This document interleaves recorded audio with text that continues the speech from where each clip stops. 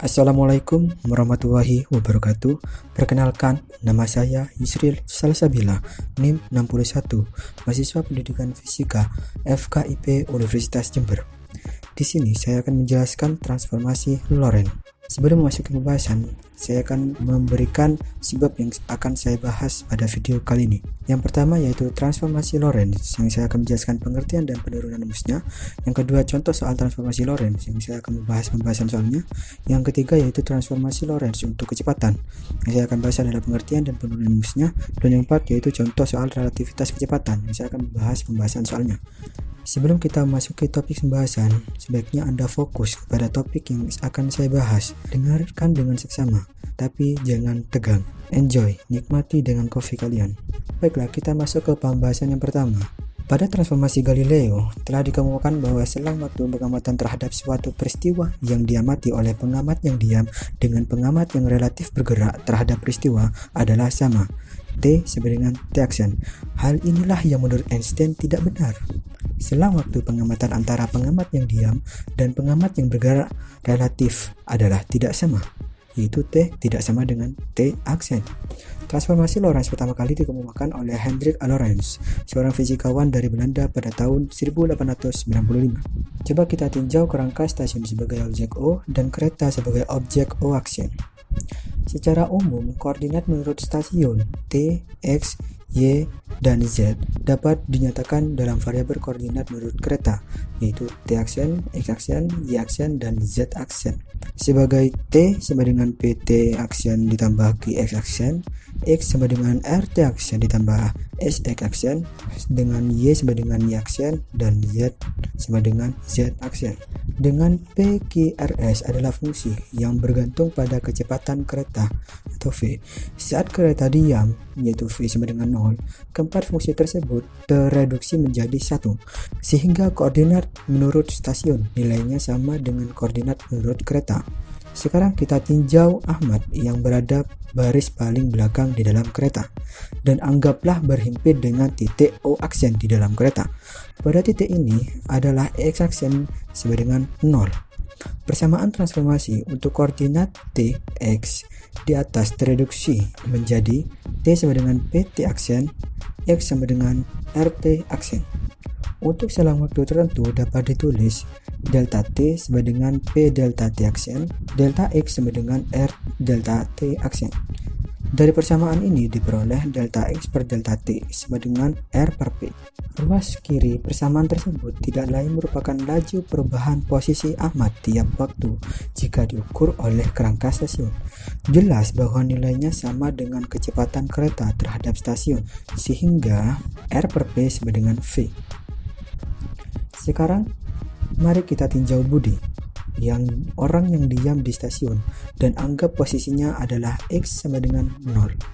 Persamaan transformasi untuk posisi Budi memberikan 0 sama dengan RT aksen ditambah SX aksen, atau X aksen per T aksen sama dengan min R per S, atau delta X aksen per T aksen sama dengan min R per S sama dengan min V.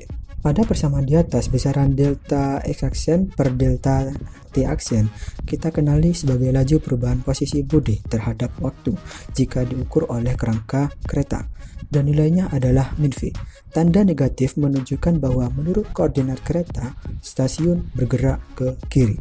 Dari dua persamaan terakhir diperoleh R per P sama dengan R per S, atau P sama dengan S. Sehingga persamaan transformasi untuk koordinat T dan X menjadi berbentuk T sama dengan PT aksen ditambah QY aksen, X sama dengan RT aksen ditambah PX aksen. Sekarang mari kita tinjau kejadian berikut. Saat T sama dengan T aksen sama dengan 0, titik O aksen kereta dan O stasiun berhimpit satu sama lain. Kemudian seberkas cahaya dipancarkan dari titik tersebut ke arah sumbu min X. Kerangka kereta akan melihat jarak yang ditempuh cahaya sebagai X sama dengan CT, sehingga dapat dituliskan X kuadrat sama dengan C kuadrat T kuadrat. Kita terapkan persamaan transformasi untuk mendapatkan R kuadrat T aksen kuadrat ditambah 2P R T aksen X aksen ditambah P kuadrat X aksen kuadrat sama dengan C kuadrat dalam kurung P kuadrat T aksen kuadrat tambah 2P Q T aksen X aksen ditambah Q kuadrat X aksen kuadrat, atau P kuadrat min C kuadrat Q kuadrat dikalikan X aksen kuadrat ditambah dalam kurung 2PR min 2C kuadrat PQ dikalikan X aksen T aksen sama dengan dalam kurung P kuadrat min R kuadrat per C kuadrat dikalikan C kuadrat T aksen kuadrat. Kerangka kereta akan melihat jarak yang ditempuh sebagai cahaya X aksen sama dengan C T aksen, sehingga X aksen kuadrat sama dengan C T aksen kuadrat. Agar persamaan terakhir ini dipenuhi, maka haruslah P kuadrat min C kuadrat Q kuadrat sama dengan 1 dan 2PR min 2C kuadrat PQ sama dengan 0, atau R min C kuadrat Q sama dengan 0 dan P kuadrat min R kuadrat per C kuadrat sama dengan 1. Mengingat R per P sama dengan V, maka persamaan terakhir menghasilkan P kuadrat min P kuadrat V kuadrat per C kuadrat sama dengan 1, atau P sama dengan 1 per akar 1 min V kuadrat per C kuadrat, sehingga R sama dengan VP sama dengan V per akar 1 min V kuadrat per C kuadrat. Kemudian persamaan 12 memberikan Q sama dengan R per C kuadrat sama dengan V per C kuadrat per akar 1 min V kuadrat per C kuadrat. Jadi pada akhirnya persamaan transformasi Lorentz berbentuk T sama dengan gamma dalam kurung T aksen plus Vx aksen per C kuadrat dan X sama dengan gamma dalam kurung S aksen ditambah VT aksen dan Y sama dengan Y aksen dan Z sama dengan Z aksen dengan gamma sama dengan 1 per akar 1 min V kuadrat per C kuadrat yang disebut faktor Lorentz. Mari kita masuki pembahasan contoh soal. Menurut O aksen, sebuah cahaya kilat menyambar di X aksen sama dengan 60 meter, Y aksen sama dengan Z aksen sama dengan 0, T aksen sama dengan 8 kali 10 pangkat min 8, O aksen memiliki kecepatan 0,6 C sepanjang X dari O. Tentukanlah koordinat-koordinat ruang waktu dari sambaran kilat menurut O.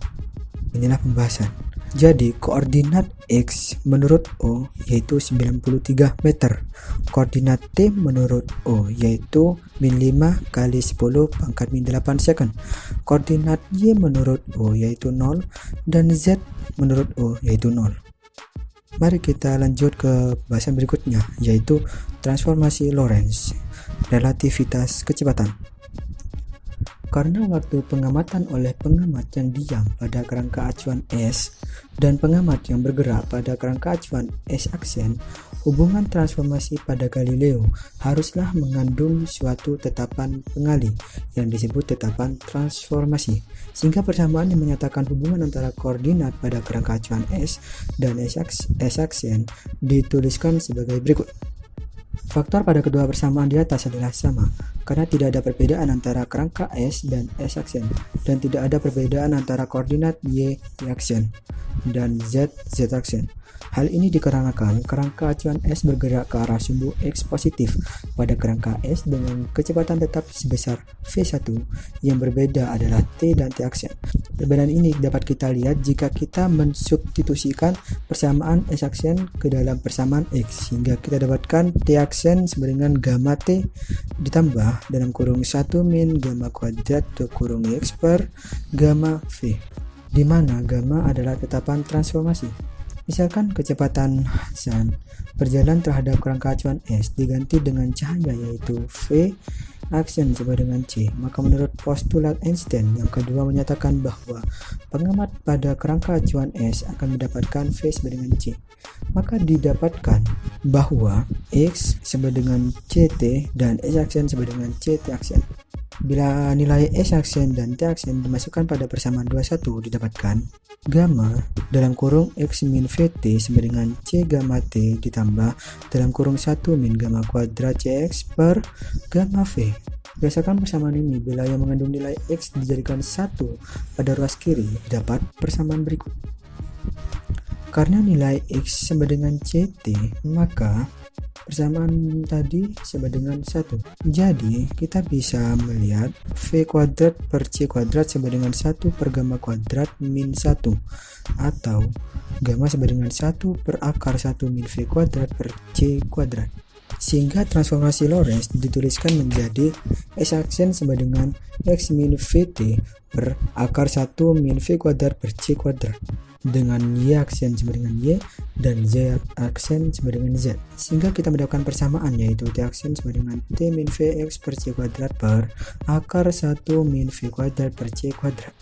Kebalikan transformasi Lorentz dapat dituliskan menjadi X sama dengan X aksen plus VT per akar 1 min V kuadrat per C kuadrat, dengan Y aksen sama dengan Y, Z aksen sama dengan Z. Sehingga kita mendapatkan persamaan, yaitu T sama dengan T aksen plus Vx per C kuadrat per akar 1 min V kuadrat per C kuadrat. Maka transformasi Lorentz untuk kecepatan benda yang bergerak dapat dinyatakan sebagai berikut.